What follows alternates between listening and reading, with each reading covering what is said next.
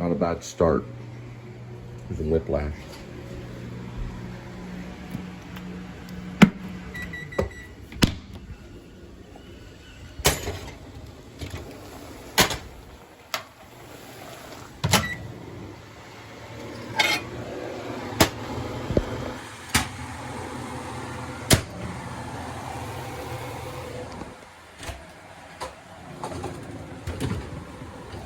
Use that.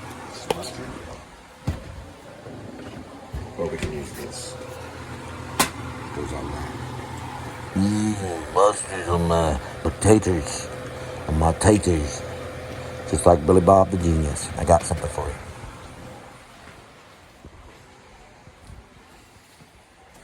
Good. Screenplays. She recently went through my books. So it's all designed for the show. It's right here. Very good, Linda. It's sat right there. He wrote this from a monologue from an acting class. So basically he was at an acting class messing around with a monologue. It became this right here. And I'm sure he had technical issues too. It's going in this section, which is the middle of my plays, which is incorrect. Organization on how I store this is very, very important to me. This is a screenplay. Children of Paradise. Shine is a screenplay. Raising Arizona is a screenplay. Sling Blade is a screenplay. Clerks, Chasing Amy is a screenplay. These are plays too. Pirandello. We got a dream play. August Strindberg. Marat Sade. Luther, about Martin Luther. Waiting for Godot, Samuel Beckett. Tom Stoppers, Rosencrantz and Guildenstern are dead. And we've got American Buffalo right here. These are bios on Sam Shepard and all of Sam Shepard's work. Right here. This is the book for acting. And this is a book to study for an actor, Brandon. And this is for a teacher, Strasberg, the Actor Studio. These are the goods that you need. Theater history here. You got it all. And the memory book, which I'm using in Shepherds of Alaska, the novel I'm writing. Now let's go eat. All right, guys, I want to show you some important stuff.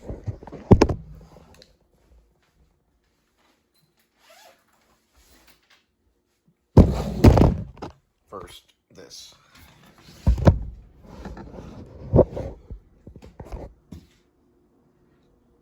Okay. This is going to increase the speed of your writing. But first, I want to show you what I do. Everything is bounced off Facebook. We're going to go to our Facebook. All updates I do on Facebook. It's silly to go in and try to edit because it's a little slow. It's quicker on your laptop, slower on your app, on your phone. But we don't really have to go to edit. We can go to edit. On the phone, you can press it. The most current one is going to be on Facebook. We're going to go from the top to the bottom or bottom to the top. It doesn't matter which way. Okay. The laptop is different than the phone. I can't show you the phone until I get a camera. Well, like a Canon camera or something, or a Sony or something. I think I'll go with probably the same camera Adam the Woo has. I'm going to go with Control C if I can even find it. Now, we already Control C'd it, so let's go ahead and save it. So it's saved back. And this is a pretty good one. I did it 2 minutes ago. Updated on February 23rd, 2025 at 5:22 a.m. Time right now. It's about 2 minutes ago. All right. Don't need that right now. Since of that, we're going to open up everything. This is tough. You need one of these. I would suggest a wireless mouse. Okay. We're going to go all the way to the bottom of chapter 57, which is the most recent chapter in Rib. Dog Night Out, Shepherds of Alaska, also known as also known as Rib, okay, with parentheses, or Dog Night Out, close parentheses, dash, Shepherds of Alaska, okay? We're going to go ahead and highlight everything from chapter 57 that's on this device. We edit on our phone. We're going to delete it. Now, we're going to, this is like casting a spell. We're going to Control V it. Fire, fire, fire. And that's the one. Okay, guys? So it goes from pretty cool sniper film to supernatural hollow men coming up from a gorge to Dirty Dancing. So it's a little quick. I had turned it off about 5, maybe 6 times and then returned to it about the same amount of times. I cannot tell where I stand. One thing, the Ramen section should not have been non-diegetic ever. The music should have been on crappy speakers in the back of the sniper post, whatever they call those things that they're in. Should have been in the back on cheap speakers. I can't show that much of it. The Hollow Men are kind of cool, but I think they should have used real actors and not AI. They use computer stuff. And I have to admit, I'm not going to lie, the acting is good. I like the Thomason chick. She played Thomason in The Witch. Miles is pretty even kill. It's not bad, but there's a few moments in it that I felt detached. I'm not going to lie, because the character is probably detached. We're dealing with a real Marine sniper. He's probably going to be more gritty. He still seems like the Jazz Whiplash, you know, kind of person. He needs to study the Marines a little more. So he can visit any time. Ooh, something happened. He can visit any time, or he could have visited every time. Now he's got a parachute, hopefully. He's going into the gorge.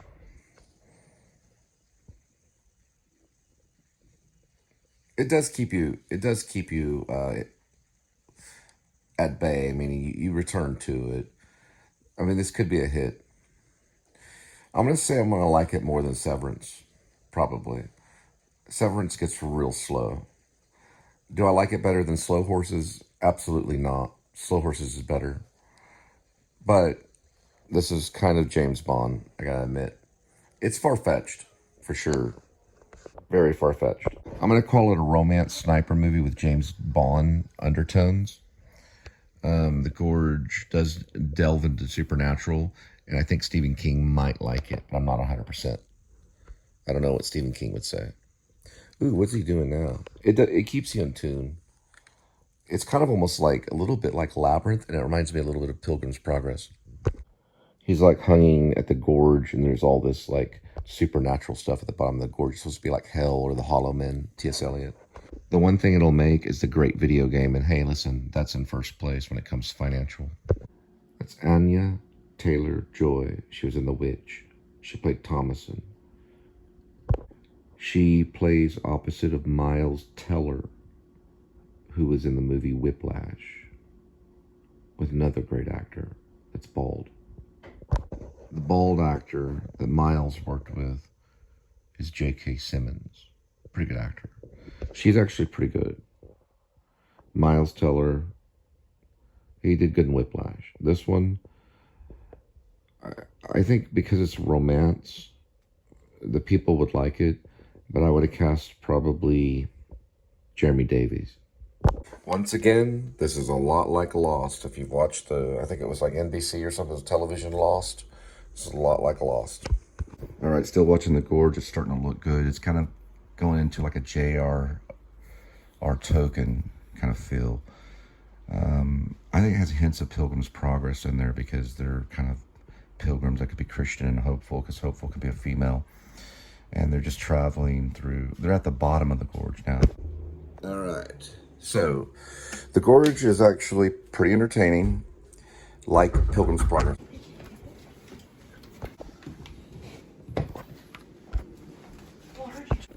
Regardless, they're climbing the mountain. Well, in Pilgrim's Progress, the path that is most difficult, which is a mountain that he climbs, or basically a gorge, I think, in Pilgrim's Progress, he goes up the hard part. Evangelist tells him, and most of the characters tell him that it's the hard way, meaning it's the rocky path. and that could easily be Christian and hopeful. I would say the Gorge is not exactly an allegory. It's Miles Teller and Anya Taylor-Joy. It's not exactly an allegory, but it certainly is close. And the Hollow Men, T.S. Eliot wrote a poem called The Hollow Men, are becoming like these soldiers out of trees. So these trees basically inherit their soul, and they begin to develop into these soldiers, which basically want to get to the top of the difficult path, which is the Gorge, to get into our world. And there's 3 flags that are seen at the bottom. I believe it's the Russian flag, and I know for sure it's the American flag. Yeah, it's the Russian, English, and American flag. Those are the 3 flags at the bottom.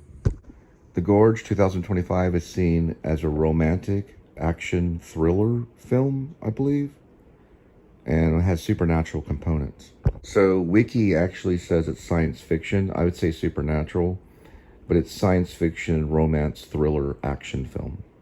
That's quite the genre. The Exorcism of Emily Rose was done by Scott Derrickson. He is the actual director, or at least he lifted it off. I don't know if it's a series or if it's just a movie. I believe it probably is a series. So you'll notice that Sigourney Weaver is in it. She's part of the agency. And one of the snipers, which could be seen as Faithful, approaches him in like a black forest. It's very, very Pilgrim's Progress how he approaches. He's like, "Hello, my friend," and it kind of echoes. It almost nearly sounds Shakespearean. And he walks up, he starts talking to him about the Gorge, where his assigned post will be, which is this concrete tower full of weaponry. Now, when he looks across the Gorge, he sees this lady. Her name, I believe, is it's got a weird name, something almost that sounds like Sarah, but it's not Sarah. It's something similar to that. His name is Levi, or that's what he says his name is. He's not supposed to have contact with anyone. He's just supposed to keep his post. He eventually shoots a rocket over the Gorge. It lands in her side of the forest, and then he takes a pulley and goes across the Gorge to meet up with her to have dinner. They go like a whole year of just not even talking to one another, just sending messages through, basically like holding up a sign, and he can look through the binoculars, and she's like, "Hi, my name is," and I think her name is, it sounds like Sarah, but it has a name that's similar to that. His name is Levi, and then they start communicating with one another, like, "What are you doing today?" And there's one scene that I'm a little sensitive on where they play the Ramones. She has a record player as well as like, they all have what you would have in an apartment, but these are like towers that they live on along the Gorge. So she puts on a record player of the Ramones.